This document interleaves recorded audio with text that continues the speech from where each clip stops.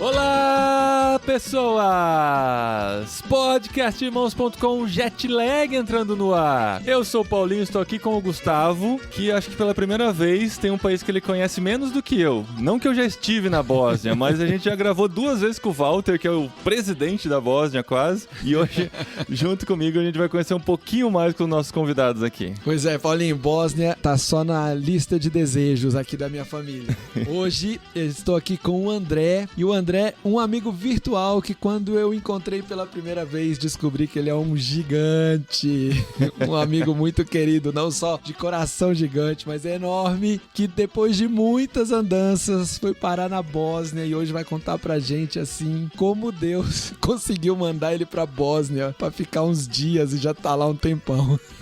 Muito bem, sou o André, né? E como a gente fala que a Bósnia foi uma surpresa e um lugar lindo, eu tô aqui do lado da Fernanda, que também é linda como a Bósnia é pra nós aí.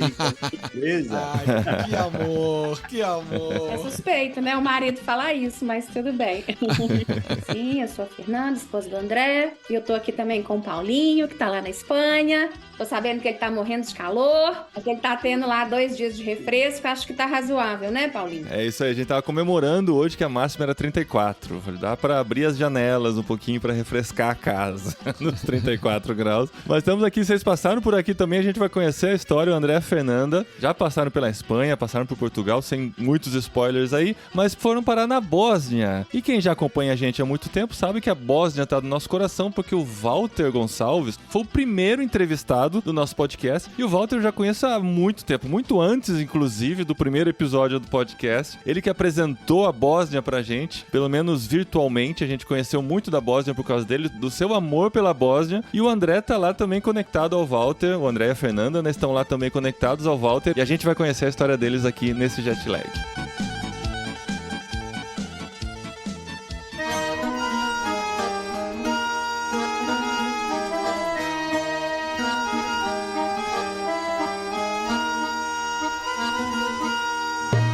Muito bom, foi muito legal, André, porque o Gustavo falou, a gente vai gravar com o André que tá na Bósnia. A gente tava entrando no Zoom aqui, de repente aparece André Marçal, pediu pra entrar. Eu falei, será que existe outro André Marçal, né? Porque eu já conheci o André Marçal, mas Bósnia, quem será que é, né? A hora que abre a câmera é o André Marçal que eu conheço de outros carnavais, né, André? Se é que a gente pode usar esse termo, né, Paulinho, de outros carnavais, vamos dizer, de outros CBMs. Às vezes foi em algum retiro de carnaval que a gente se encontrou também, não sei, a gente já se encontrou algumas vezes por aí. Inclusive, quando estávamos nos preparando para vir para a Espanha, a Adri entrou em contato com ele para tirar algumas dúvidas. Ele nos auxiliou com algumas coisas aqui, porque eles estavam na Espanha. Você também. Olha quando aí. A gente estava pensando em ir para a Espanha, a gente combinou tudo da nossa viagem com o André. Ele foi embora em dezembro, a gente apareceu lá na Espanha em janeiro. A gente foi passar uma semana em Málaga e ele não estava mais lá. Não estava. Mas aí, como que você conheceu ele, Gustavo? Eu sei que a gente conheceu, foi por causa do Yes He Is, né? Que é o aplicativo que tava implantando no Brasil a partir da CV e tal, né? Aí que a gente conversou bastante, se conheceu melhor, até fizemos algumas coisas em parceria com Irmãos.com na época. Mas e você, Gustavo? Qual foi o seu primeiro contato com o André? Foi interessante. O André, ele é um homem de negócios. Ele sempre arruma um novo trampo pra ele trabalhar. Sempre focado em fazer Jesus conhecido, mas cada vez ele aparece com as ideias. E aí um belo dia ele me ligou do nada, eu recebi seu contato por conta de um pastor, amigo meu aqui em São Paulo. Eu me lembro, a cena que eu me lembro é eu num engarrafamento, conversando com ele. Toda vez que eu lembro onde eu conheci o André, eu lembro da pista aqui em Brasília que eu tava no engarrafamento. Foi a primeira vez que a gente fez uma reunião no engarrafamento. E por conta desse pastor, que era um amigo em comum, que indicou e tudo mais, eu comecei a falar de Tente, ele começou a falar das oportunidades de negócio que ele tinha. Aí depois a gente acabou se encontrando em CBM, acabou se encontrando em outros eventos e foi combinando. À medida que ele foi mudando de vida, e a gente vai ouvir essas histórias, a gente foi trabalhando nossa amizade de maneiras diferentes, né? E agora eu tô animado porque ele acabou se tornando um tent maker, ele de mobilizador a tent maker. Vamos lá, vamos ouvir essa conversa. Eu também queria entender essa transição aí, a gente espera entender aqui nesse episódio. Mas André, de onde a gente começa a história de vocês? Acho que a gente pode começar da Irlanda. Ah, tem Irlanda também na história, tá. Tem Irlanda na história. A gente começa da Vila Mariana, onde nós nos conhecemos. Podemos começar, Vila Mariana, São Paulo. Nosso jet lag aqui sempre vai conversar com pessoas que ou tinham uma paixão, um sonho de viver fora, ou de trabalhar fora, de ter um alcance fora do país, ou que não tinham e de repente se viram saindo por uma oportunidade que surge do nada e tal, e tem que se preparar rapidamente para isso. Vocês já sonhavam de alguma maneira sair do Brasil? Porque se passou por Irlanda, Espanha, Portugal e estão na Bósnia agora, eu acho que alguma coisa tem que ter aí, né? Foi um bom susto, né? Tem que viver tudo isso. Como que era vocês? Vocês se conheceram? Já tinha alguma faísca nesse sentido? Então, eu sou mineira de Belo Horizonte. Eu saí de Belo Horizonte com 21 anos, transferida pelo banco que eu trabalhava. E eu já viajava todos os meses por esse banco, numa implantação específica de um produto. E todo lugar que eu ia, eu já tinha aquela inspiração, assim, que eu ia como flecha para falar alguma coisa do evangelho, mesmo estando trabalhando. E aí eu recebi essa palavra no meu coração de que eu não ia parar, de que eu ia a muitos lugares. E aí eu me mudei para São Paulo, conheci o André, e eu já sabia que eu ia a muitos lugares, né? Eu já sabia que eu ia ter uma vida itinerante. E quando eu conheci ele, que eu compartilhei isso, né? Ele falou, ó, eu sei que eu vou passar por vários trilhos de trem. Eu tenho palavra para vários países também. Vamos ver o que isso vai dar, não é? Isso. E eu, nessa época, estava trabalhando na Caixa Econômica, concursado lá na Paulista, servindo como missionário urbano aos finais de semana. Então, a minha vida era esperar chegar sexta-feira para começar a correria de servir e tudo mais, naquela mentalidade. E aí a igreja me chama e fala, ó, sai da caixa que a gente te suporta aqui, nós precisamos aumentar esse movimento de missão urbana. Foi esse passo que eu dei. Você teve que pensar fora da caixa, né? Olha aí. No último dia tirei uma Sai foto. da caixa você também. Sai da caixa. Está fora da caixa. Aí tomei essa decisão. Nós tínhamos acabado de nos casar também. Tão bom, né? Você acabar de se casar e tomar a decisão de largar o emprego público. Mas só Jesus mesmo. É verdade. Ainda que você não é de Brasília, né? Em Brasília isso deve ser um absurdo, porque é o sonho de todo mundo trabalhar no emprego público, né? Aqui é um absurdo.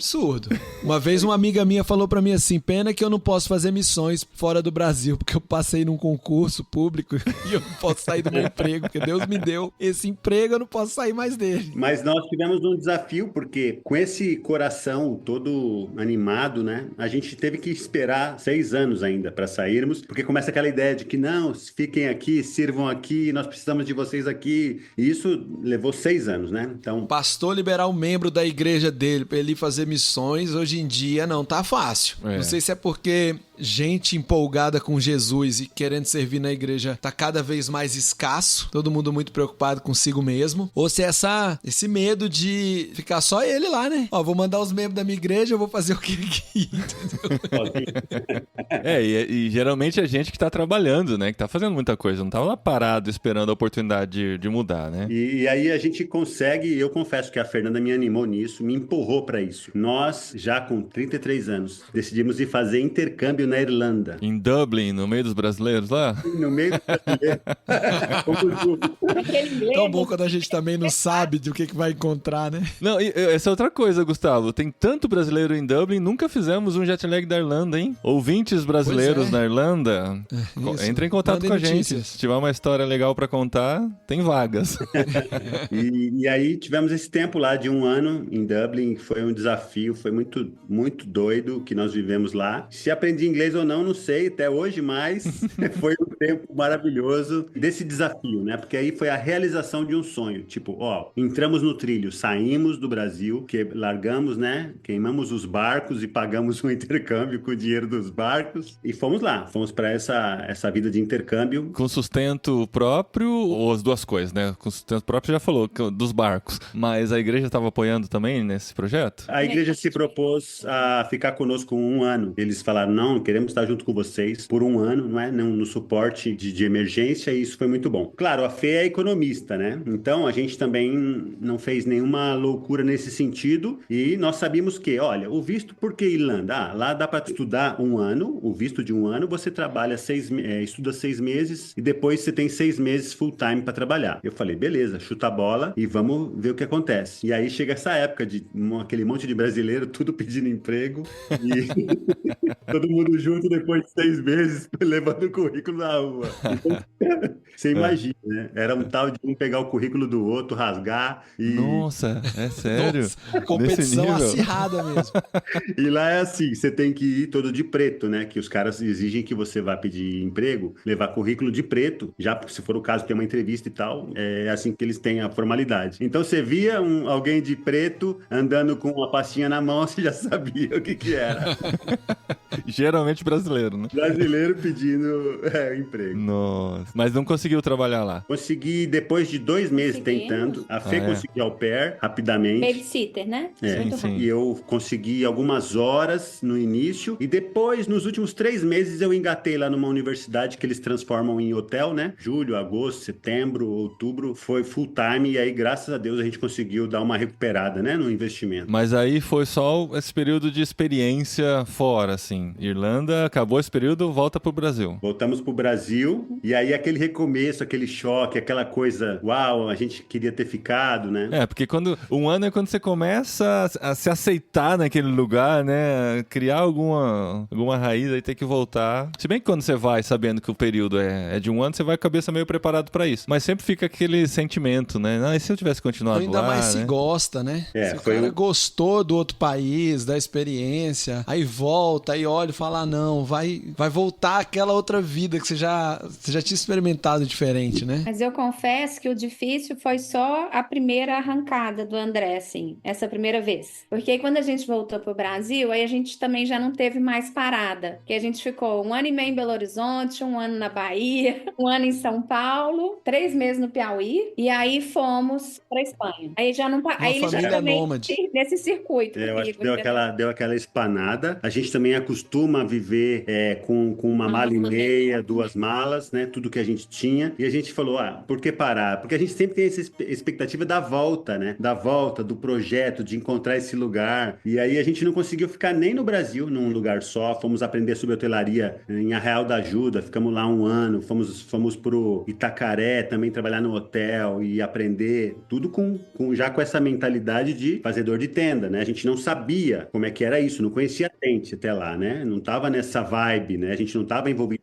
com negócios e missões, nem com tent makers. Mas essa paixão por hotelaria nasceu pela experiência lá em Dublin? Ou já era alguma coisa anterior? O que acontecia, Paulinho? Imagina que eu cheguei lá em Dublin e eu não sabia o que colocar num currículo para pedir um emprego. Então, esse foi o meu primeiro choque. Tipo assim, o que eu vou colocar que eu tenho de experiência, que os caras precisam para trabalho? E aí eu não conseguia colocar, porque eu não tinha experiência de nada. Então eu fui fazer o que tinha que fazer, aprendi, fui líder de equipe de limpeza e de hotelaria, check-in, check-out, essas coisas todas. Então, quando eu volto, eu falei, não, eu vou mais a fundo. Agora eu quero ser um gerente de hotel. Por quê? Quando nós voltamos, um colega que até hoje é gerente de uma empresa que cuida de hotéis que estão com dificuldade, Eles são consultores, né, de hotelaria. eles falaram assim, vocês voltaram e o que você entende que seja uma outra oportunidade para você retornar ao campo? Tinha acabado de ter aquela crise da Síria, muito forte, tinha muitos refugiados no Líbano. E aí ele falou assim, cara, eu tenho os hotéis que a gente toma conta, vocês podem ir aprender, vocês são pessoas de confiança, a Fernanda é da área de finanças, você da área de community, vai pra cima, e nós fomos lá para aprender. Então nós fomos ser treinados nesses hotéis que ele tinha. No Brasil. No Brasil, em Itacaré e em Arraial da Ajuda. Mas já era com essa coisa no nosso coração, né? Então hoje eu me lembro disso, né? A ideia era, aprendemos a hotelaria, vamos pro Líbano, para Beirute, um fica no hotel, o outro começa a ir para esse projeto de refugiados. Quer dizer, 2015, 14, e não deu certo, a crise no Líbano foi piorando, né? E outros movimentos de deslocamento forçado começaram a acontecer, né? E a gente tentando sobreviver no Brasil, que o custo de vida não é baixo, e ao mesmo tempo tentando tomar esse impulso para de novo pular para cá. Mas nunca mais voltaram a trabalhar com hotelaria? Depois dessa experiência, não, né? Mais questão de hospitalidade, né? Hospitalidade. Na Espanha a ideia era hotelaria também, mas... Eu tive 1 ano amassando o pão no aeroporto. Eu fui trabalhar na Gol, porque eu pensei assim, agora eu tô falando inglês. Tá bom, então, vai lá. Fiz o teste e fui trabalhar no aeroporto de Confins. Meus irmãos, que loucura. Mas em que área? Fazendo o quê? Clientes, lobby, embarque, malas depois lá atrás. E aí eu conheço todo o sistema, né? Eu morri de medo de avião, de aeroporto. Eu falei, esses dias que a gente viajou, eu comentei com a Adri que o pessoal que trabalha nas companhias parecem quando a gente ia em circo, que era a pessoa ficava cobrando o ticket aqui na frente, depois o mesmo pessoal tava vendendo a pipoca e depois você via ela no picadeiro lá pendurado, sabe? Ou no malabar e tal. Parece isso quem trabalha em companhia aérea, não é? Depois recolhendo lixo e tal. Recolhendo lixo. Uau, foi um ano muito doido. E aí eu fazia os speeches lá. E aí eu falava o nome do voo, aí já viu, né? Quando eu falava Uberlândia, todo mundo... Em Belo Horizonte, né? No aeroporto, né? O certo era Uberlândia, mas eu não sabia falar Uberlândia. Uberlândia com um bom paulista, né? Ai. Foi muito interessante esse tempo. Cara, e você começou essa história com 33 anos já, né? Eu acho que vem o peso também, né? Já tenho lá meus 30 e poucos, ainda tô tentando saber para onde vai minha vida, né? Deve ser algo complicado, né? Foi um desafio. Foi um desafio. A gente começa a lidar com pessoas, tanto no intercâmbio também, né? Porque foram conosco 3, 4 adolescentes na época, estudar lá também, então a gente acabava tendo esse contato, eles eram das nossas igrejas também. Então foi uma comunidade que se formou lá em Dublin, mas a gente já era eles tinham 15, 16, né? Uhum. Então você vê que eles estavam aprendendo o inglês mais rápido, se virando e tal, e a gente dando aquela, né? Sim. Esse sentimento acho que foi, assim, bem difícil nesse sentido, de você achar que tá longe, que você demorou, sabe? Esse sentimento que talvez alguém que tá assistindo o podcast pode estar pensando, né? Uau, eu tô aqui, terminei minha faculdade, mas não sei o que eu faço, mas perdi tempo. Olha, Deus é um Deus que redime todas as coisas e nós vamos contar mais, né? Porque foi uma história fantástica que Deus fez e tá fazendo ainda, porque a gente considera que nem chegamos ainda no lugar. Não, e você nem sabe as ideias que estão passando na minha cabeça agora. Nossa, vou deixar pro final. Continua essa história aí. Ai, meu Deus. Só porque o fato desse convite também pro podcast, vocês não sabem a resposta de Deus pra nós, que é porque vocês querem ouvir a nossa história. E às vezes a gente fica assim, uau, não virei um influencer. Podia ter virado, pelo menos, já que estão viajando por tudo quanto é lugar, pelo menos faz um canal, filma tudo e ganha dinheiro, né? E o nosso objetivo foi, nós queremos servir. Eu tava aqui pensando esses dias, Senhor, meu ministério, a gente quer amar as pessoas. A minha esposa, ela veio agora de 3 meses de aula de dança com as muçulmanas, e as mulheres falando assim, Fernanda, volta. A gente não sabe o que é, mas você tem alguma coisa diferente. E ela na dança do ventre, gente, na aula de dança do ventre, dançando com as mulheres e ensinando samba. E as mulheres falando assim, nossa, volta por favor, a aula não vai ser a mesma sem você depois do verão. Então, assim, eu quero animar as pessoas que a gente não tem noção, como brasileiros, não é? Como cristãos, o desafio, o ministério da reconciliação e o quanto a gente pode servir em diversas formas. Isso aí é a visão lá já na Bósnia, né? Eu ainda tô decolando de Confins. Interessante é que logo que a gente voltou da Irlanda, a gente começou a entender que a gente tinha um chamado para povos não alcançados, né? E a gente começou a tentar discernir isso, como é que isso ia começar, porque lá na Irlanda mesmo, as pessoas que eu mais me aproximei foram colegas de sala muçulmanas, que um dia elas pediram para eu fechar o salão, para elas poderem fazer o cabelo, e eu me aproximei muito delas, e eu comecei esse amor, assim, que não era da Fernanda, muito grande por essas pessoas. E eu lembro, assim, que várias coisas que a gente ia fazer no Brasil, por exemplo, alugamos um apartamento, o nosso vizinho era sírio. Uhum. Nós fomos fazer uma feira com comidas típicas. Aí uma moça se aproximou de mim do Paquistão pedindo ajuda. Então, assim, comecei a fazer um monte de conexão com pessoas ou que já tinham se convertido e que eram budistas ou muçulmanas, ou que eram muçulmanas e que estavam precisando de alguma ajuda. Então, quando a gente vai para a Espanha, né? A gente embarca para a Espanha e chega na Andaluzia e vê que a gente está ali vendo Marrocos do outro lado e começa a ver a cultura árabe e começa a conviver com um monte de africanos atravessando, refugiados. Aí volta tudo. Ah, estamos aqui de novo. E as aulas, assim, da escola que a gente participou na Espanha, que mais pulavam aos nossos olhos, sempre envolvia povo árabe, muçulmanos, povos não alcançados. E aí a gente entendeu que Deus começou uma construção, porque aí a gente vai, depois desse tempo de escola lá na Espanha, de ajudar esse projeto, abre uma porta de emprego pro André, e a gente vai para Lisboa. Só que ele tava lá em Confins ainda, amor. Eu não sei. O Gustavo falou muito Confins. Não, aí, ok, ela foi pra Espanha, por mim, beleza.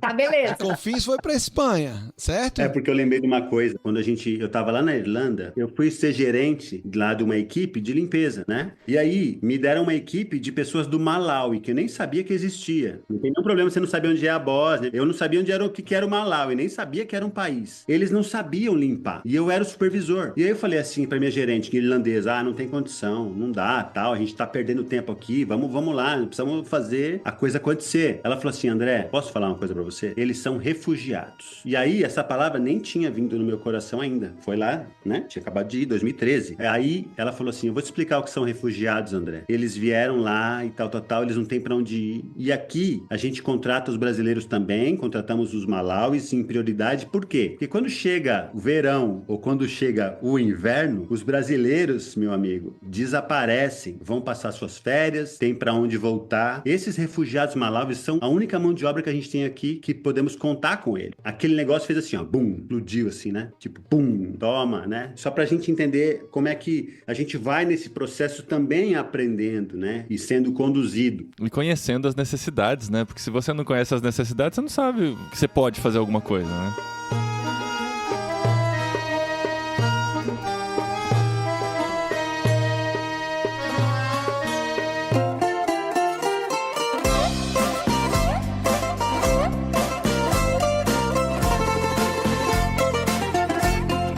Mas aí então, tempinho na Espanha, como é que foi? A Espanha é apaixonante, você tá aí, a Andalucia é apaixonante, é um negócio maravilhoso, né? É um Rio de Janeiro misturado, né? Sei lá, na minha cabeça. Isso é mais pra Málaga, né? Aqui não tem a praia do Rio de Janeiro, não. Aqui é só o calor do Rio de Janeiro.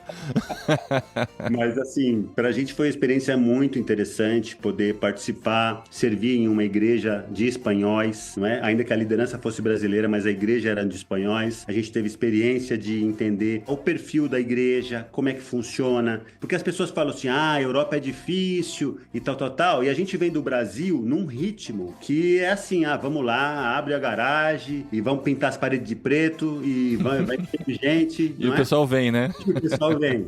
E a gente começa a entender e falar assim, uau, não é assim. A gente também agradece aos missionários, a gente também se coloca no lugar deles, né? Porque a gente entende a dificuldade dessa obra, né? A Fê teve uma experiência com as mulheres, né? Também uma mistura, né?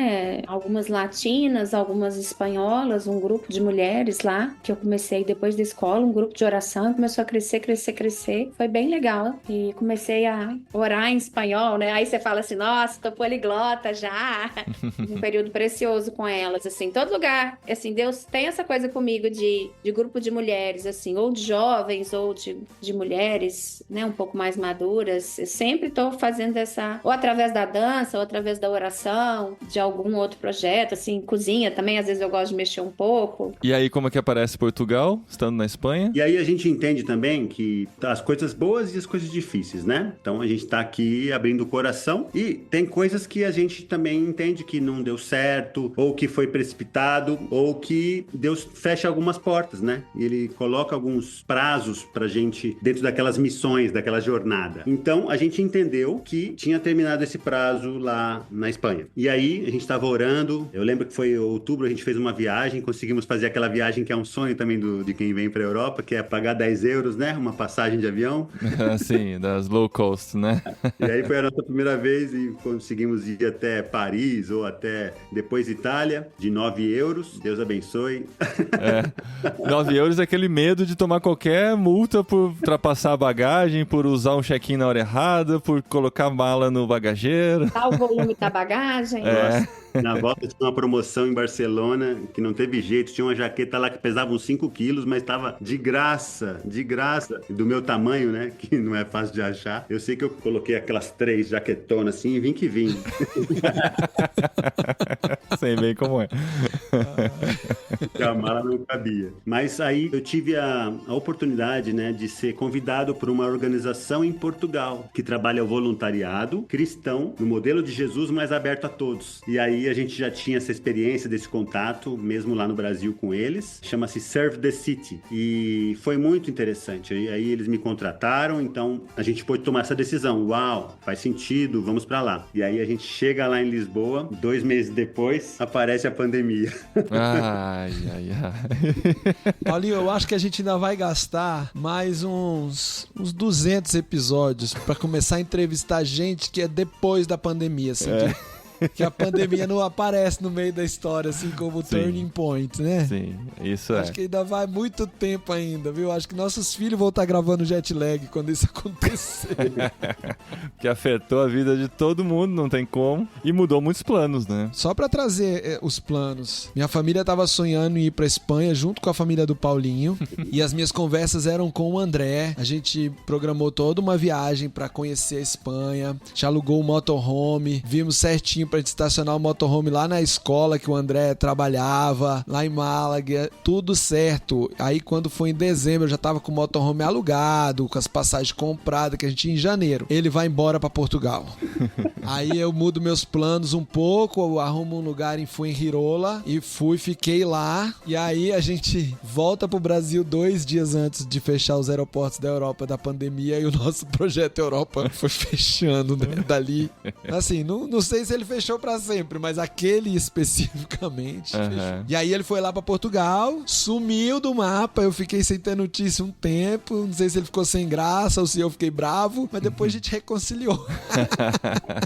Mas o projeto, então, era trabalhar com voluntariado em Portugal e você não podia trabalhar com pessoas, né? Porque com a pandemia... E o principal atividade era um jantar comunitário quinzenal para 300 pessoas na universidade. A maioria das pessoas idosas, que não podiam sair de casa na pandemia. Nossa, A maioria em Portugal. Terceira idade e pessoas em situação de sem-abrigo também. Quer dizer, toda a vulnerabilidade junta, né? Lá no Instituto Tecnológico de Lisboa, num lugar grande, tudo. A ideia é muito linda, né? Porque a ideia não é só servir a comida, né? A ideia é sentar junto. Então tem voluntário que serve, equipes que se propõem a servir, chefes de cozinha. Produzem a comida e tudo. Produzem, chefes de cozinha, coisa muito, muito boa. E aí, os voluntários também, tem gente que só vai sentar à mesa pra jantar junto, né? Que é um... O cara se voluntaria pra jantar. Pra jantar, não tem ação melhor que essa, né? Então...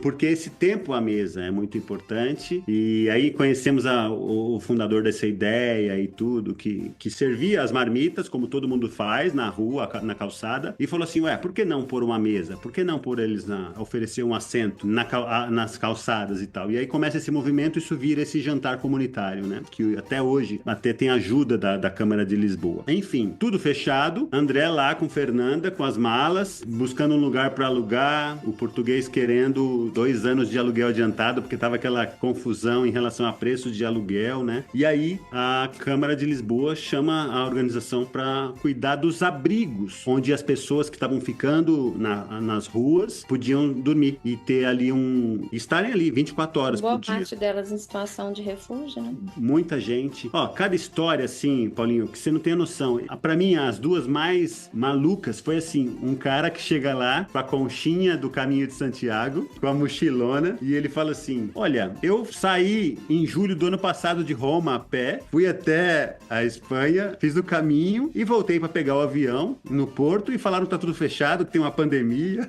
Uau! Caramba! E ele foi direcionado pra Lisboa e foi lá ficar com a gente no abrigo. Nossa. Eu não acredito. E sim, o cara tinha andado 1 ano, né? Feito o Caminho de Santiago e não sabia o que estava acontecendo, né? E foi parar lá Boa, não Então, dá pra brincar. total. Um outro senhor, por conta daquela questão da Venezuela, ele tinha restaurantes lá na Venezuela, mas é um espanhol, e aí ele sai, vem viajar, é assaltado no meio da viagem em Lisboa, não sei em que região, e fica sem documentação, e começa a pandemia, e esse senhor fica com a gente quase um ano no abrigo. Nossa, Porque cara. documento, ele não tinha pra onde ir, os restaurantes dele todos fechados na Venezuela por conta daquela crise, daquela época, e ele recebendo ali, dia após dia, um engenheiro, né? Ele era engenheiro, geólogo e tudo, e tinha até trabalhado no Brasil, e ficávamos ali fazendo atividades. Então, nossa atividade era gerenciar os voluntários para um centro de acolhimento, ou para 4 centros de acolhimento, com mais de 100 pessoas cada um, 24 horas por dia. Refeições, atividades. Então, no começo, a refeição, beleza. Passa 4 meses, você fala assim, ninguém aguenta mais ficar lá, né? Os caras querem sair, as pessoas querem andar, mas não pode. Então, começamos a propor atividades. E esse era um outro papel nosso. Propor atividades, propor convivência, a questão da saúde mental. E aí, a gente vai sendo tocado, né? Vai trazendo pastores, ministros, gente de outras religiões também, para trabalhar essa questão da saúde mental, né? Ouvir as histórias. E, uau, foi muito especial esse tempo em Portugal. Que foi um tempo de trabalho voluntário. Não foi. Eu estava contratado. Eu fui contratado pela Serve the City, que foi também o que salvou, né? Porque foi um milagre mesmo pra gente nesse tempo, né? Mas aí foi um projeto de curto, médio prazo? Tinha data de validade, assim, para terminar? Pelo menos o seu contrato? Não tinha data de validade, fiquei lá 2 anos, Mas tinha uma esposa orando pra ir pra outro lugar. mas tinha uma esposa orando. Por que orando pra sair de lá? Agora tem que contar. Eu nunca quis morar num país que falasse português. Então, eu sabia que a gente precisava voltar para o trilho. Eu entendia, o meu discernimento é que Portugal foi no tempo de pandemia. Então, eu já tinha falado para André, nós vamos sair em breve. Você sabe que a gente tem rodinha no pé, que o nosso propósito é itinerante. E o que tá no meu coração é pro lado do Oriente Médio. E aí, comecei a falar com ele que a gente ia para Dubai. A primeira vez que eu falei, ele quase surtou. Ele fechou o coração. E eu falei, olha, para os nossos novos projetos, né, aquilo que a gente ainda quer fazer, a gente precisa voltar a estudar inglês. A gente precisa voltar a praticar o inglês, pra gente ter o nosso inglês fluente. Então, vamos entrar em Dubai com um visto de estudante. E aí nós checamos tudo isso, e nesse meio tempo que ele tava com o coração fechado, Deus começou a falar com ele, assim, de conhecer uma pessoa no meio da rua, que era de Abu Dhabi. Ele chegava em casa e falava, não sei, mas acho que a gente vai mesmo pra Dubai. Caramba. E aí aconteceu umas mudanças dentro da Surf the City, que ele ficou um pouco desestimulado também na época. E aí nós embarcamos pra Dubai. Eu não sabia. Esse foi surpresa. Essa aí não, Dubai essa eu no também meio não da sabia não, história. mas deve ter sido relâmpago, porque não apareceu. Não apareceu na biografia, né? 3 meses. 3 meses. É vivendo milagre, porque foi na época da Expo Dubai, a época que tava mais caro. Aham. A gente conseguiu umas coisas, assim, uns lugares pra dormir e estar em alguns lugares estratégicos que a gente também não acreditou. Aqueles milagres que Deus faz quando Ele quer que você esteja num lugar. Tivemos uma experiência muito boa lá com a cultura árabe, com a comida. Com a comida libanesa, né? Fizemos o curso de inglês, fizemos conexão com pessoas do mundo inteiro lá, do Irã. Eu sentei de novo com mulheres do Irã, de Omã, de todo o Emirado Árabe também, de vários lugares, e da Síria. E a gente ia comer muito com o pessoal da Coreia também, né? Porque era o único lugar que estava aberto, né? Que os países que ficaram abertos ainda com essa questão de segunda onda, terceira onda, então foi isso que a gente conseguiu fazer. Então tinha lá um custo bem abaixo de escolas de inglês, com possibilidade de você pagar o visto e tal. Dubai é assim, né? Você paga o visto e vai. E a gente conseguiu ter essa experiência lá. Foi fantástica mesmo. Mas foi como eles dizem aqui em espanhol, né? Em plan, experiência, né? Não era o objetivo ficar por lá, ou passou pela cabeça isso? Não, ficar por lá passou, porque a gente também acaba, nessas conexões, já tinha entrado no nosso coração a questão do negócios e missões missões, a gente já tinha entendido nessa caminhada, né? A partir da ida para a Espanha, esse contato com o Gustavo e tudo mais, a gente vai também, na nossa mente, também fazendo alguns planos e tentando entender para onde o vento sopra. Então, essa ideia de Dubai, sim, nós tentamos achar trabalho lá. Muitos alunos que estavam conosco por conta da Expo e das possibilidades conseguiram emprego lá. Então, nós tentamos sim, mas as portas não abriram. Nós tínhamos uma noção de que Dubai é diferente, né? Muitas organizações fazem seus encontros lá porque é um pouquinho mais aberto, não é tão fechada aos encontros, aos evangélicos e tal. A gente também entendeu tudo isso, era essa ideia, pisar lá e ter uma noção, né, de como as coisas se movimentam e tal. Uma questão que pegou também, que a gente já estava 3 anos sem ir no Brasil, Sim. que a gente evitou de ir na época da pandemia, até para preservar nossos pais, né, família, que a gente viria de aeroportos. Então, a gente falou, não, precisamos ir no Brasil, né, nem que seja ficar um pouquinho. E foi um pouquinho mesmo, porque a gente ficou acho que 3 meses, né, no Brasil. Sim. Mas sem saber pra onde ia depois. Foi pro Brasil. Sem saber pra onde ia depois, exatamente. Gente, a gente já entrevistou gente que faz plano nos mínimos detalhes e outros que vão fazendo plano à medida que Deus vai mostrando a próxima passo. Mas a gente acabou de chegar no Brasil depois da vinda de Dubai e através desses sinais também impressionantes, o nosso pastor de missões nos manda uma indicação de um projeto e eu também estava procurando o mesmo tipo de projeto. Para encurtar a história, a gente fica 3 meses, né? No Brasil. No Brasil, depois dessa ida de 3 anos, né? Pra lá e pra cá. E a gente volta. E aí sim, foi fantástico também o que aconteceu. Por um projeto para cuidar de um centro de refugiados em Lesbos, na Grécia. Não acaba a surpresa, gente. Não. Tô me perdendo já de tantos lugares. Na Bósnia. Eu falei, agora ele vai falar da Bósnia. Não, vou pra Entenderam porque Grécia. eu dei uma acelerada, né? Aham, tá bom.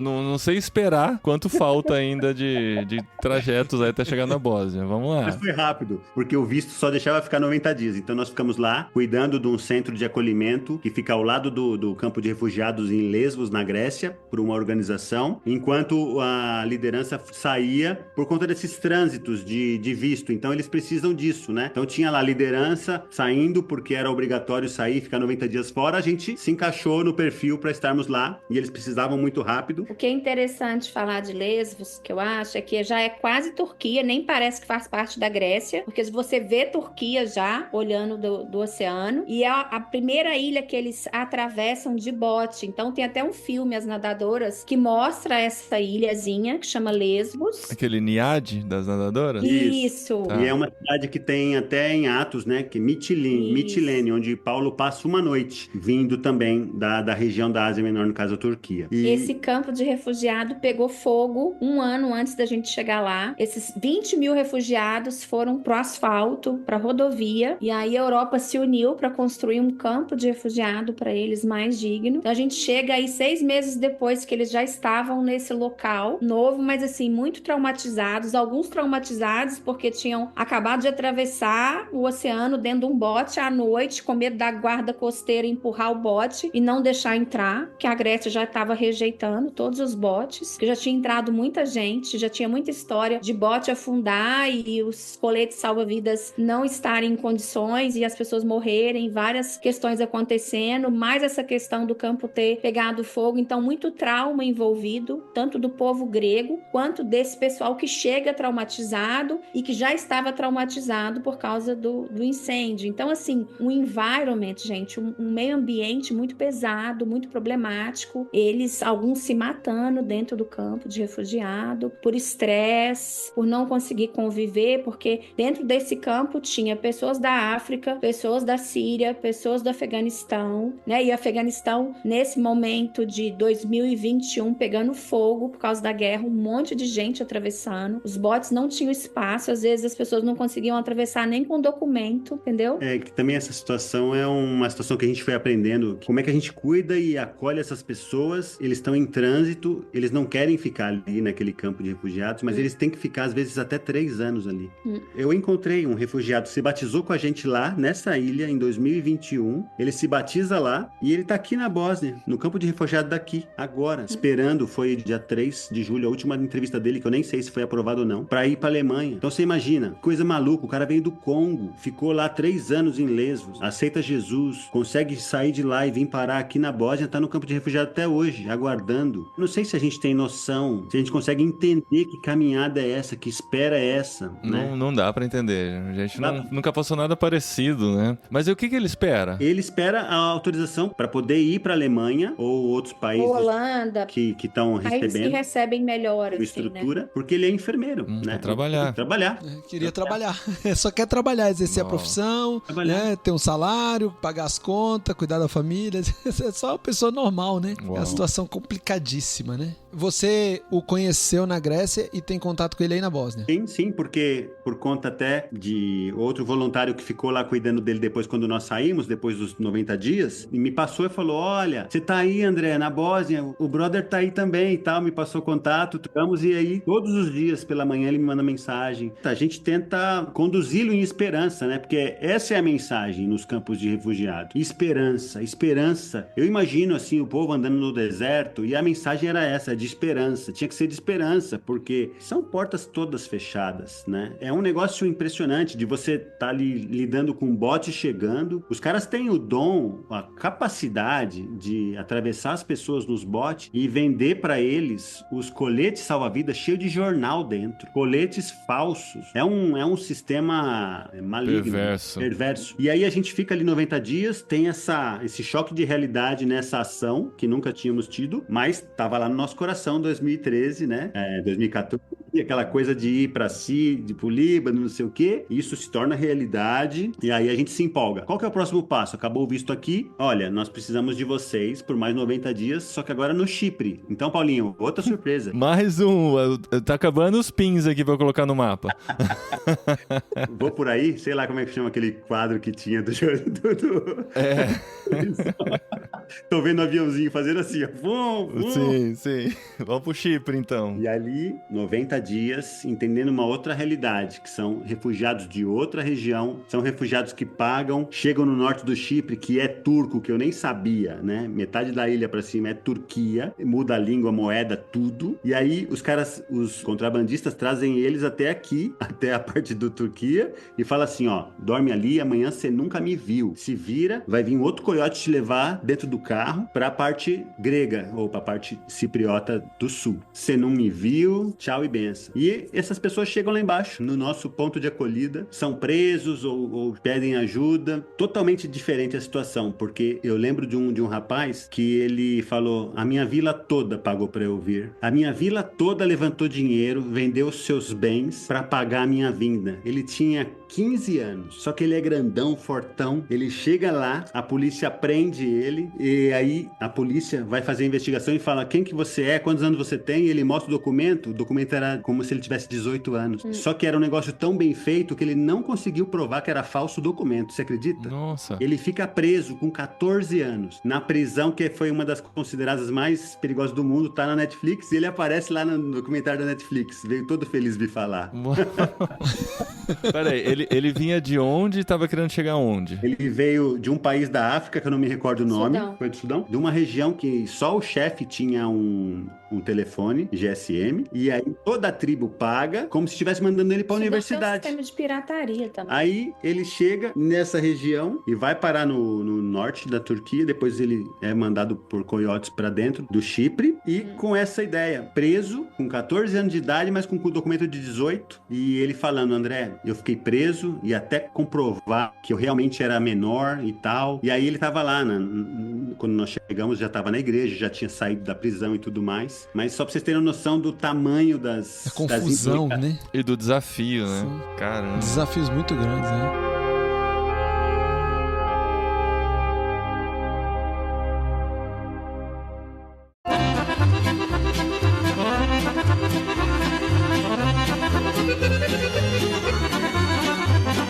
Mas aí, ó, a gente tá... Vocês estão com o tempo apertado hoje, a gente precisa falar da Bósnia. O próximo ponto é a Bósnia?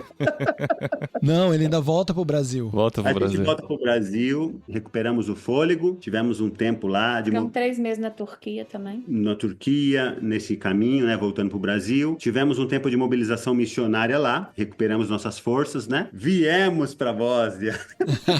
Finalmente. Mas como é que surge a Bósnia na história? Nós tínhamos encontrado o Walter na casa, num jantar de uma pessoa em comum. Acho que você até conhece também a Fernanda Valim. Fernanda Valim, claro. Quando a gente estava lá no Brasil, a gente começou a ir na casa dela, frequentar o grupo, né? Ela e o Cláudio, né? E o Cláudio, as crianças, e a gente estava lá, num grupo deles, lá da comunidade. E aí, numa dessas noites, ela falou: olha, tá vindo um rapaz aqui e tal, com mais um jovem, de um projeto que ele cuida, tal, da Bósnia. Ele sempre viaja com jovem, né? Desde que eu conheço o Walter, eu era adolescente, ele visitando o Brasil, ele ainda não tava na Bósnia, tava na Bélgica, ele sempre levava um jovem na viagem com ele pra apresentar o país e tal. A gente encontra com ele nesse jantar, ele fala do projeto e beleza, 2015, passou. Agora a gente veio pra cá, pra Europa, conseguimos ficar 3 meses na Itália, a ideia era espiar a terra e tudo mais, e aí tivemos que sair do espaço Schengen, por conta da questão dos 90 dias. Uma missionária amiga mobilizadora falou: ó, tem um projeto aí, o Walter da Bósnia. Aí eu falei: o Walter da Bósnia? Será que é aquele mesmo Walter? Não deve ter outro Walter, não deve ter outra Bósnia. Não deve, né? Acho que eu falo, o presidente da Bósnia, cara. Quem conhece a Bósnia é por causa do Walter, não tem como. Ele não lembrava da gente, porque foi um contato muito rápido. Enfim, como sempre, ele abriu o coração, abriu a casa e falou: ó, tem aqui um lugar, vocês podem ficar, vejam o que vocês precisam, podem vir. Nós precisamos de 90 dias, Walter. Podem vir, nós podem servir, nos ajudar no que for necessário. E viemos. Estávamos lá na Itália, pegamos um trem, aí fomos de ônibus até a Eslovênia, deixamos as malas de inverno na casa dos amigos na Itália. A gente sempre deixa as malas lá, que é tudo que a gente tem. Pegamos um ônibus, fomos até a Eslovênia, encontramos um missionário querido ali na Eslovênia, nos acolheu por 2 dias, nos pôs no ônibus, viemos, cruzamos a Croácia, descemos, chegamos na Bósnia e há 1 ano e meio atrás. 90 dias, pobre coitado do Walter, caiu no golpe. Ou vocês caíram no golpe, porque o Walter é louco pra dar essa pescadinha aí, ó.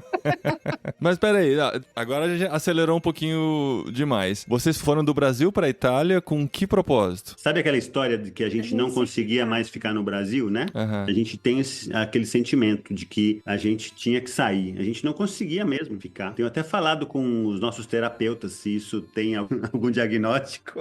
Que minha cidadania também tá pra sair. Cidadania italiana. É, portuguesa. Portuguesa, tá. Da parte judia, sefardita, que tem direito agora, né, à cidadania europeia. A gente veio com essa expectativa, porque tava pra sair e tal, pela lógica, assim, pela parte cronológica do andamento. Só que até hoje não saiu. Nossa. Porque não tem funcionário em Portugal. Uhum. Então, a gente pisou na Itália assim, vamos ficar na Itália 3 meses, aí já tem a cidadania. A gente veio com essa intenção. Sim. E a gente vê o que vai fazer. E aí, como a cidadania a gente ainda não tinha expectativa de quanto tempo ia demorar, a gente teve essa porta da Bósnia aberta e viemos. Entendi. Porque, pra quem não sabe, né, quando você vem pra Europa como turista, só pode ficar 90 dias. E como, obviamente, vocês não queriam fazer nada errado, vamos sair pra também não queimar o passaporte. Depois, quando for voltar, tem mais dificuldade, tem tudo isso, né? Aí vieram pra Bósnia. Você contou antes de começar que assim que vocês chegaram, o Walter não tava, e foi quando a gente gravou com ele no ano passado. O Walter foi o primeiro entrevistado do podcast Irmãos.com. No ano passado a gente completou 18 anos de podcast. Eu quis chamar ele de novo pra gravar e atualizar a história desses 18 anos. Quando eu gravei com ele, ele tava no Brasil, quase no finzinho do seu tempo no Brasil, voltando pra Bósnia. E é nesse momento que vocês estão chegando na Bósnia. Exatamente. Uma semana antes dele chegar. E aí a gente chega aqui, não imaginava, assim, nada, nem relevo, nem clima, nem nada, né? Nem que a Bósnia é dividida em 3, Nem. uma parte católica, uma parte ortodoxa e uma parte muçulmana. Nem que essa cidade aqui era 90% muçulmana. 98. E vocês com chamado pro mundo muçulmano, de repente cai no meio de um lugar que é 98% muçulmano. Muito legal, né, cara? Deus é muito legal. Deus é muito divertido, gente. Vamos combinar. Não, uma mesquita em cada esquina, as pessoas cobertas, né, religiosas mesmo, seguindo, a oração, o Ramadã e tantas outras coisas, sabe? Tá sendo fantástico, tá sendo fantástico. E assim, pra mim, eu não tinha noção, porque eles são brancos, de olho azul, e 2 metros de altura, os caras, né? Pessoas altas, brancas e muçulmanos. Eles Então, têm raiz eslava. então né? eu não tinha essa noção, né? Desse estereótipo, né? Estereótipo, para mim é totalmente novo, né? Então tá sendo muito interessante, essa experiência aqui de serviço, né? A gente serve basicamente, né, na maioria das vezes, a comunidade Roma, ciganos, né? A gente não fala ciganos, fala Roma. Roma people. Roma, comunidade Roma. É Roma não é de romenos, né? Não, eu acho que tem alguma ligação, mas Acho que é porque a língua que eles falam, acho que é romante. Negócio Pode assim. ser. Eu não conheço muito. É alguma coisa assim, não me lembro direito. E a palavra cigano ou gypsy é pejorativa, entendeu? É engraçado porque aqui na minha cidade tem muitos. Uhum. E tem inclusive alguns da nossa igreja. E eu já tive a oportunidade de conversar em algum dia de campo que a gente foi junto a fazer perguntas. Aqui eles são chamados de ritanos. E é orgulho pra eles serem ritanos, que é a palavra equivalente ao cigano, né? Não é pejorativo, mas aí então. Aqui mas tem muito bem dividido assim essa questão dos sérvios, né, que são ortodoxos, os croatas que são católicos e os muçulmanos. Sim, essa parte da Bósnia, o André vai falar sozinho, mas eu confio nele, tá? Você vai precisar sair, né? Isso, vou precisar sair. Muito obrigada, gente. Tá bom, mas obrigado, Fernanda, por participar com a gente. A gente tá no meio da rotina de vocês aí também. Então vocês na Bósnia chegaram e estão conectados com o Walter diretamente, assim, com o que o Walter faz? Sim. No início eu estava mais ativo, que havia mais necessidade, né? O Walter chegou, ele teve vários problemas em relação à cadeira que foi perdida, o carro que teve problema, né? Acidentado, um carro que ele usava adaptado para ele. E aí eu fui o motorista do Walter assim que eu cheguei por 2 meses. Eu tava com ele para cima e para baixo e também conduzindo as crianças, porque o Walter tem um trabalho de contraturno escolar, né? Com crianças da comunidade de Roma. Vai buscar as crianças em casa, traz pro trabalho, elas têm ali o café, têm as atividades, fazem o dever de casa e levam para a escola. Depois, a turma da tarde vem à tarde, almoça, faz o dever de casa, depois alguma atividade lúdica e levamos de volta para casa. Então, essa era a minha rotina e a Fernanda serve a uma missão, não é? Uma organização missionária na parte financeira, então ela serve remotamente. E esse trabalho da Fernanda, cabe ressaltar que ele já vem de muitos anos. Sim. Ela está há muitos anos trabalhando na área de finanças para essa organização. Nessa organização específica, está indo para o 2º ano, mas sempre foi consultora financeira de outras organizações. E como que vocês são vistos pela igreja no Brasil? Ainda vocês são missionários da igreja? Estão sendo apoiados de alguma maneira? Como que é essa relação? Porque de tantas idas e vindas, né, se continuou essa conexão com a igreja local? Isso é uma coisa muito interessante. Dificilmente a gente tem a oportunidade de falar, mas eu queria muito aproveitar aqui para, quem sabe, virar um corte aqui especial para eles, agradecer, porque a Igreja Batista do Povo e a Igreja Família em Jesus, desde 2019, estão com a gente, estão conosco e foram muito claros naquilo que falaram, dizendo: André, não importa onde vocês vão estar, nós confiamos e reconhecemos o ministério de vocês como família e nós queremos estar junto. Então isso tirou aquele peso de que vocês têm que estar em um projeto específico ou focado em evangelização, ou focado em plantação de igreja, ou focado em alguma coisa específica ligada à igreja, ao mesmo tempo que nos dá esse sentimento de que nós não somos kamikazes, nós não somos nômades, né?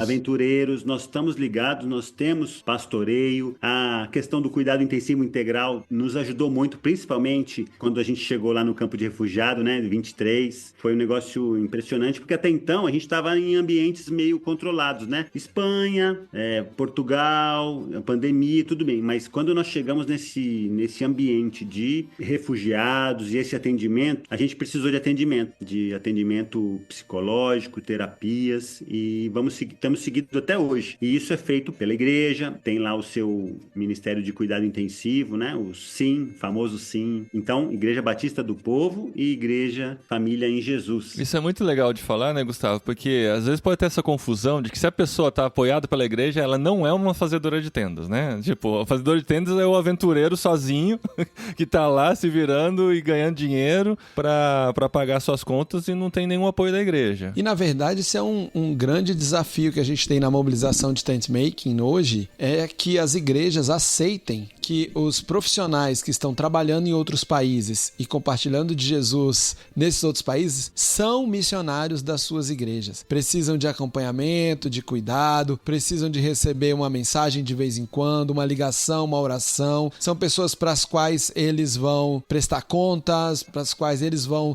dar um bom testemunho e que são backup num momento de dificuldade. São ali a retaguarda, né, de quem está no front. Você aí, André e a Fernanda já passaram por vários frontes. Quem é que está nessa retaguarda nesse caminho? Pra gente que fica mobilizando tent makers, isso é uma dificuldade enorme. Nossa estratégia agora, a gente está começando a pensar como que a gente vai nos seminários para formar os próximos pastores aceitando isso, porque os pastores atuais não está sendo fácil. Quer dizer que a gente não encontra? Não quer dizer que a gente não encontra, mas a gente encontra raramente pastores como dessas igrejas que você falou, que se mantêm firmes e animados em apoiar mesmo que você não esteja aí necessariamente dependendo do recurso financeiro da igreja. Exato. Ou que você não esteja num projeto específico fundado pela igreja ou que levanta a bandeira da sua denominação. Tem algumas igrejas, cara, se ele não tá vinculado na minha denominação, esquece. Já tem outras que se eu não sustento, ele tá lá porque ele quer ganhar dinheiro. Enfim, a gente vê de tudo, né? E pra mim é uma alegria poder encontrar histórias como a de vocês e ter igrejas aí apoiando e sendo firmes enquanto vocês estão, né, no momento trabalhando na Bósnia, né? Agora você já não tá mais ajudando lá o Walter, né? Quando outros voluntários chegaram, o Walter conseguiu o carro dele adaptado, um novo carro. Então, as necessidades foram mudando. Então, a minha ajuda ela é mais exclusiva para a igreja. Então, eu sou responsável pelo louvor em bósnio. É mesmo? Em bósnio? Cantando ou você é o cara que toca a bateria? Não, eu toco violão e canto. Olha isso, cara, em menos Aí de um sim, ano. hein? Uau! Você tá rindo por quê? Você não confia no seu taco bósnio? É porque, uau, é muito doido, né? Muito doido isso. A forma como eu tive que servir foi um pouco de uma hora para outra. O Walter também é muito assim, não é? Olha, André, não temos mais equipe de louvor, tá bom? O violão tá aí, você prepara as músicas pra semana que vem. E aí, começou assim, entendeu? É bem a cara do Walter, cara. Tá tudo gravado. Se vocês entrarem no Facebook lá, vocês vão ver. Da igreja? Eu ajudo também nas pregações, 1 ou 2 vezes por mês, só que aí eu prego em português, o Walter traduz. Tá. Esse convívio, né, com as pessoas que são lideranças da igreja, que necessitam muito de como posso dizer, o brasileiro, e também eu queria muito animar você aí que tá ouvindo, e acha que às vezes não tem nada para você servir, não tem nada assim, que você não chegou naquele nível teológico, institucional, né, top, the king, the power, tal, para servir. A gente não tem noção que uma pessoa, um novo convertido ou um cristão de uma igreja numa região aqui de difícil acesso, eles demoram, o que a gente leva para formar um cristão em 2 anos, 3 anos, eles demoram aqui 10 anos para atingir esse nível de maturidade, porque eles não têm o tanto de gente, o tanto de referência, né? Referência. Não ouve o mesmo tanto de palavra, não estão tão imersos na cultura cristã.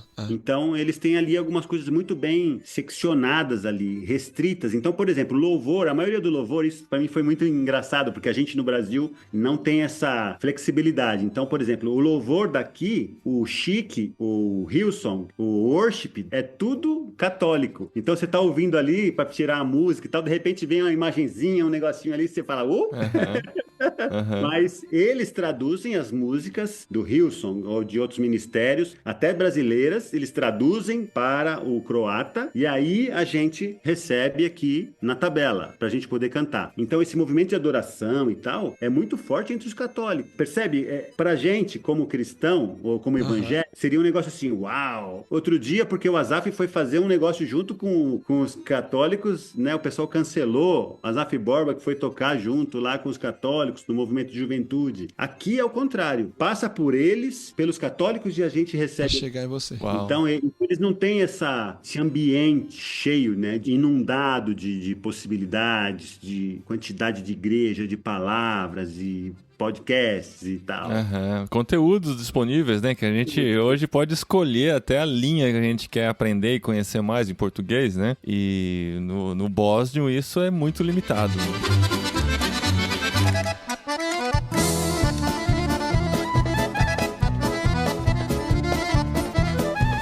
André, até agora a gente vem falando de muitas oportunidades de servir a igreja, de servir o não alcançado, de servir o refugiado e a forma como que Deus foi trabalhando essas oportunidades na sua vida, na vida da sua família, da sua esposa. Agora, ao mesmo tempo, vocês, apesar de você não ter dado ênfase, vocês sempre trabalharam, como lá em Portugal você era contratado, enfim, você já foi contratado por outras organizações. Hoje em dia, vocês trabalham na Bósnia ou vocês trabalham fora da Bósnia e vocês moram na Bósnia porque vocês querem? Como que funciona essa relação de sustentar a sua família, de aproveitar essas oportunidades? Como que essas conexões se fecham? Muito interessante, porque eu cresci num ambiente onde essa questão missionária não casava com o trabalho, não é? Eu cresci nesse perfil. Relutamos muito, até pessoas perguntam se a gente recebe o sustento integral da igreja. Então, não. A minha esposa é consultora financeira e eu sou um consultor ministerial,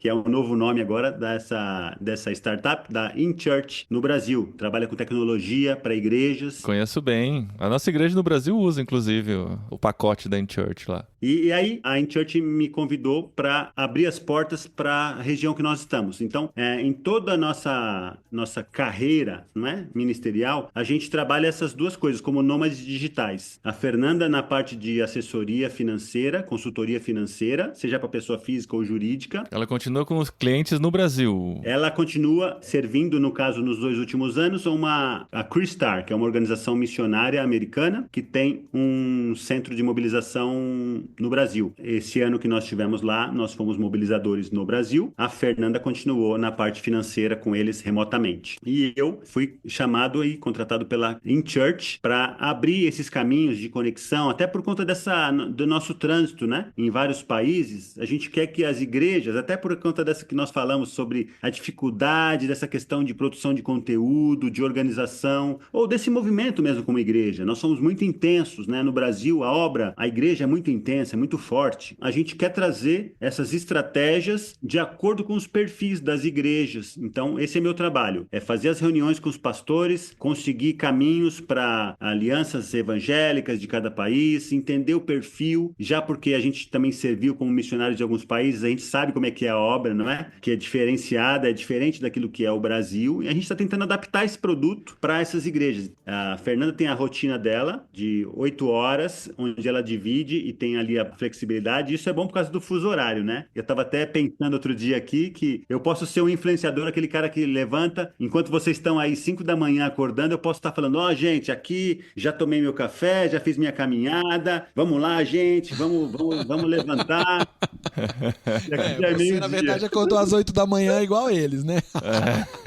Nós temos esses desafios, né, de diferença de fuso, mas nós temos acreditado que é uma forma muito especial e eu acho, inclusive, na minha opinião, que não tem mais volta. Tenho falado isso, tenho conversado isso com jovens de algumas igrejas que nos procuram para fazermos alguns bate-papos online, de que tem sido muito abençoador essa forma, desde que você encontre o equilíbrio. Nós não estamos na Bósnia porque é o melhor lugar mais barato para se viver. Poderia até ser, mas nós estamos aqui porque tem um propósito. Conseguimos servir, trabalhar e continuar no propósito. É muito legal porque Deus foi conduzindo a vida de vocês estão aí agora, não quer dizer que é o ponto final ainda, né? Porque pelo histórico recente dos últimos 10, 15 anos, pode ser, né, mais um... Vocês estão há muito tempo aí, 1 ano e meio, já tô achando que já tá dando hora de seguir viagem.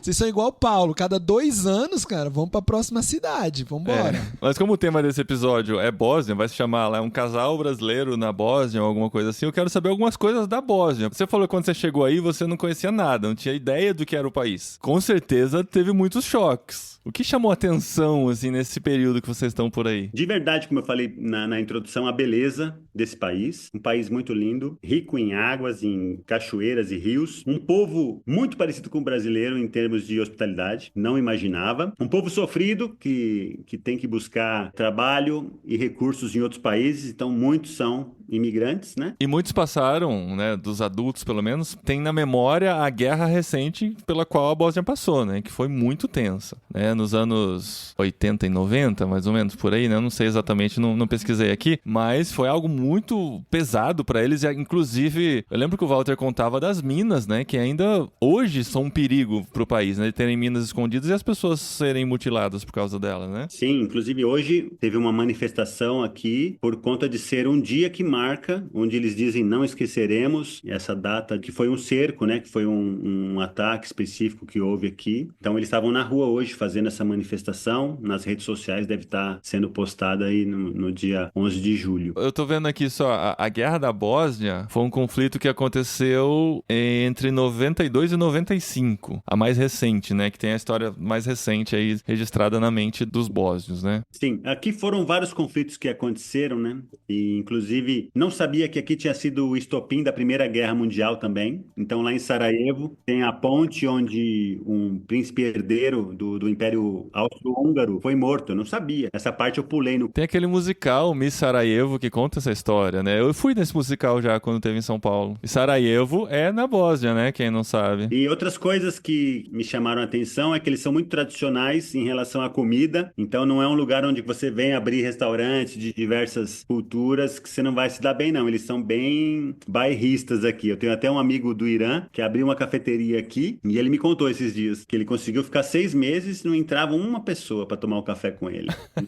E ele Olha teve só, que... e fechou. Porque ele não é bósnio, né? Por mais que ele faça o café bósnio, ele não sendo bósnio, eles não confiam. Ou por mais que ele tenha trazido um café iraniano especial, né? O que seja, a culinária não é atraente. Não é Olha atraente. só, bairristas mesmo. Bairristas. Essa questão do pós-trauma que você citou também, acho que as pessoas têm muito isso, né? Elas têm algumas consequências desse movimento pós-traumáticos. Eles estão sempre em alerta. Então, você tem acesso ali aos grupos de Instagram e não sei o quê. Você consegue ver que os caras estão sempre falando, quando alguém fala alguma coisa, alguma notícia, eles estão sempre falando assim, trocando vídeos, né, de violência, falando, estão em armas, pegando em armas, falando, estamos treinando, estamos preparados. Então, Você mora em Sarajevo? eu moro 45 minutos de Sarajevo. Porque lá em Sarajevo ainda tem umas casas com as marcas dos tiros, da guerra, não tem? Tem os prédios tem, quando você passa assim na cidade, tem ali Tudo. as marcas. E eles não arrumaram de propósito, como que pra ser um memorial ali constante, né? Eles vivem debaixo do peso ali da guerra. Eu fui numa igreja em Sarajevo, onde o pastor estava contando testemunho e tal, e fazendo a pregação, e ele foi um dos que estavam no cerco de Sarajevo, onde as pessoas ficavam atirando, os snipers atirando nas pessoas que não aguentavam ficar dentro das casas. Ele falando que ele estava revoltado indo pra rua com um amigo e o amigo foi atingido. Então eu nunca tinha chegado assim, ouvido essa história de tão perto, né? De um pastor novo. Então essa questão esse espírito, né? De ansiedade, de expectativa do que pode acontecer. Acho que o mundo todo agora consegue ter uma noção, mais ou menos, quando a gente pensa no que está acontecendo, né? Nos rumores de guerra que a gente tem ouvido muito, né? Quando você ouve muito nas reportagens do que está acontecendo e tal. Essa tensão, né? Esse alerta constante que a gente fica, né? Aí deve ser mais intenso ainda, porque é uma história muito recente, né? E o ano passado, eu lembro em julho do ano passado, quando eles falaram que iam reconhecer que o que aconteceu foi genocídio, a Sérvia não queria aceitar e falou que se eles reconhecessem aquele dia como sendo um dia tal, que reconhecesse aquele ato como genocídio, eles iam revidar. E aí começaram a fazer os testes das sirenes antibomba dos prédios e os helicópteros passando e tal, e uau, também aquilo para mim foi impactante. Isso faz um ano já, mas foi impactante para mim. Ou ver os prédios, ou por exemplo, aqui tem um lugar, aquele jardim ali, André, não sei o que, não sei o que, então, é um bunker, cabe 2.000 pessoas embaixo daquela grama ali. Nossa! Bom saber, né? Bom saber. Agora que você me avisa. Quando eu precisar, já sei pra onde correr, né? E como é que é fazer amizade aí? Vamos pra parte mais leve, que essa parte de guerra já tá dando a tristeza aqui. É fantástico. Primeira coisa, né? O que você faz quando você ganha? Isso também é uma coisa interessante pro tent maker, né? A gente precisa estar num lugar com uma razão, com um motivo. As pessoas não são bobas, né? E eu tava num café ali em Sarajevo, tem a plaquinha. Se o sujeito está bebendo sozinho, ou ele é espião, aí eu ia acrescentar, né? Ou é crente. Funcionário. Então, essa coisa do... Eles estão sempre de olho. O que você tem, quanto você ganha, e perguntando por que você está aqui. Se está todo mundo querendo sair, por que você está aqui, André? Mas por que Bósnia? É uma hora de se preparar, de começar uma amizade, de mostrar, eu sou um voluntário humanitário e tudo mais, eu faço isso, sirvo aqui, ali, aqui. Esses vínculos se iniciam dessa forma. Não é difícil, Gustavo, é muito fácil fazer amizade aqui. Eles te chamam pra casa deles? Então, eu acho que eu tô muito perto, nesse sentido, das pessoas ligadas à igreja ou à organização. Então, sim, é uma porta mais aberta, né? Eu quero contar uma história rapidinho que aconteceu. Eu fui num cabeleireiro e tinha um rapazinho com cabelo black lá, porque aqui também não tem muitos, né? Não tem muito preto aqui e tal. Eu tava ali cortando o cabelo e eu vi um menininho com cabelo black pedindo só pra parar do lado assim e aqui deixando assim, ó. Aí eu cheguei, fui lá e falei assim, uau, dobro, que é bom. E aí o pai dele tava do lado, me olhou e aí me deu um sorriso assim porque eu elogiei o cabelo do filho. Beleza, cortei o cabelo, fui embora. Cruzei com esse homem na outra semana. Tal, não sei o que, de onde você é, tal. Eu sou iraniano. Minha esposa é de Abu Dhabi e eu quero tomar um café com você e com a sua esposa. Aí eu esqueci, peguei o telefone, não liguei, foi erro meu. Na outra semana encontro esse homem de novo na rua. Cidade pequena essa aí também, né? Pequena. Só nós dois, mais moreno assim, né? Não tinha também muito erro.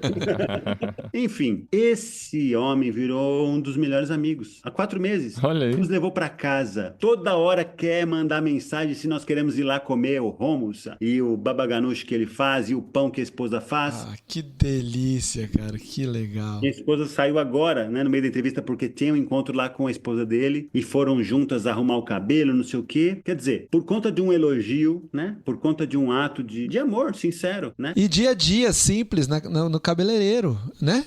Vivendo a vida comum. E ele agora é meu amigo, depois me contou a história, já veio no culto, numa atividade de Páscoa, lá na fazenda, né, com o Walter, e o menino quer sair da escola porque ele sofre preconceito, né? O menino é o único diferente, né? E aí o menininho ficou empolgado achando que a escola dos projetos da igreja era a escola normal. Então ele falou assim, ó, se ele podia sair da escola dele para fazer parte da nossa escola, porque na nossa escola ele se sentia mais próximo dos meninos, da cor, do jeito e o jeito como nós cuidamos dele, tratamos dele. Então há muito espaço. Eu não vejo dificuldades, eu não vejo empecilhos. É fechado ao evangelho? Sim, mas eu não vejo. Eu vejo com amor essas oportunidades, eu vejo com muita expectativa. E eu queria fazer um convite para as pessoas que têm um chamado, que Deus está falando ao coração sobre os Balcãs. Gente, há possibilidades aqui para você vir como treinador de futebol, treinador de jiu-jitsu. Eu posso te conectar, você quer ser um professor de inglês, tem em Montenegro possibilidades, tem lá em Eslovênia contatos, temos contatos na Sérvia para você ser voluntário, tudo com projetos. Aqui na Bósnia tem possibilidades de você vir também servir, curto prazo, longo prazo, e eu quero me colocar à disposição para isso, né? E como que as pessoas entram em contato com você, André? Se tiver alguém nesse momento sentindo isso no coração, empolgado, como te procura? Chama lá no Instagram André Marcal.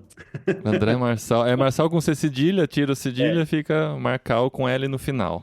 Boa! E atente em tudo isso, Gustavo. Bom, a gente continua aqui para servir, usar a palavra que o André mais usa, para servir e apoiar todos aqueles que querem usar sua profissão, seus estudos, para ir levar o evangelho aonde o evangelho ainda não chegou. Então, se você quer ir para a Bósnia, se quer ir para qualquer outro lugar do mundo, nós temos treinamentos, nós temos como te apoiar, nós temos treinamentos online. Se você entrar no nosso Instagram, você vai ver lá nos destaques, tem o curso Fé e Trabalho. Você já consegue fazer agora, aprender como levar Jesus para o seu local de trabalho. Ele é um online que você faz sozinho, não precisa ser no dia certo. O Go Experience, estamos tendo uma turma em julho de 2025 e o Go Equipped, nós vamos ter a próxima turma no final de novembro de 2025, lá em João Pessoa, dos dias 27 a 30 de novembro, em João Pessoa, no campus da Universidade Cidade Viva. Nós teremos o Go Equipped, que vai acontecer quinta e sexta-feira à noite, sábado o dia inteiro, domingo até o meio da tarde. Então, se você vai lá para João Pessoa, chega lá na quinta-feira, você tem a sexta-feira, pode conhecer um pouco da cidade, sexta tarde tomar um café com os professores e à noite continuar o treinamento, e sábado e domingo, um dia bem intenso de treinamento em missões, treinamento em adaptação cultural, em como iniciar uma igreja em casa, hospitalidade intencional, vários termos e temas assim que a gente trata no nosso Go Equipped. Uma vez por ano a gente faz ele no Brasil. Esse ano vai ser em João Pessoa. Ano passado fizemos em Recife. Muita gente não conseguiu se organizar para ir, então estamos abrindo as inscrições agora durante o mês de julho de 2025 para você já entrar no site tentebrasil.com.br e se inscrever. E nós teremos também em inglês nos Estados Unidos. Então, se você está ouvindo a gente aqui, mora nos Estados Unidos, tem muita gente que ouve a gente que mora por lá. Nós vamos ter no estado do Kansas. As inscrições também já estão abertas, é só entrar lá em tentointernational.org que você consegue se inscrever para participar do treinamento em inglês nos Estados Unidos em outubro ou em português no Brasil em novembro. Esses são os 2 treinamentos que eu estarei presente, mas lá no site da Tente você vai descobrir que vai ter na Alemanha, em inglês e alemão, que vai ter na Nigéria. Acho que esse ano só temos ainda previsto na Nigéria, na Alemanha, nos Estados Unidos e no Brasil. Temos 4 oportunidades ainda esse ano, pro ano que vem tem mais. E vai nos acompanhando nas redes sociais. Nós temos já planos de começar outros treinamentos online. Teremos Go Experience em inglês, já tivemos em espanhol para a comunidade na América Latina. O mundo anda conectado, falando vários idiomas. Logo a gente vai poder ligar os tradutores de IA e aí cada um vai ouvir no idioma que quiser, né? Logo esse tempo vai chegar. Por enquanto, os treinamentos em português, inglês e espanhol estão acontecendo aí nesses lugares. Muito bom. Então, se você sente chamado para os Balcãs, que é essa região aqui, né, que fica para lá da Itália, digamos assim, né? O pessoal geralmente conhece até a Itália, né? Aí tem que passar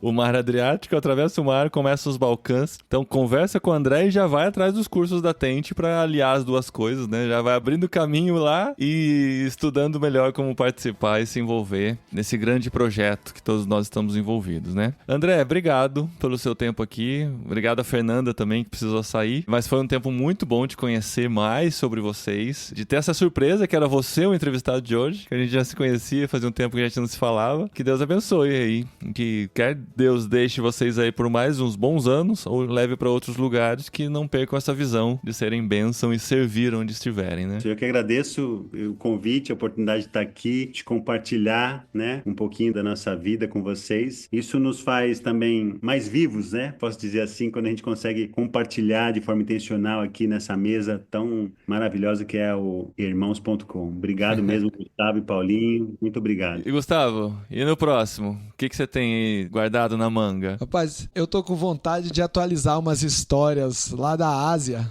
Talvez a gente chame um casal que já esteve aqui conosco, que viveu já 2 anos de experiência desde a última vez que apareceram. Talvez a gente vá lá pra Ásia, mas ainda não tenho certeza. Porque eles estão disponíveis. Eu só não sei se eu já chamo eles agora ou se eu deixo passar mais algum perrengue. Dá mais um pouquinho de experiência, né? Legal, a gente vai conversando aí e daqui a algumas semanas a gente tá de volta para mais experiências divertidas e emocionantes aqui no Jetlag.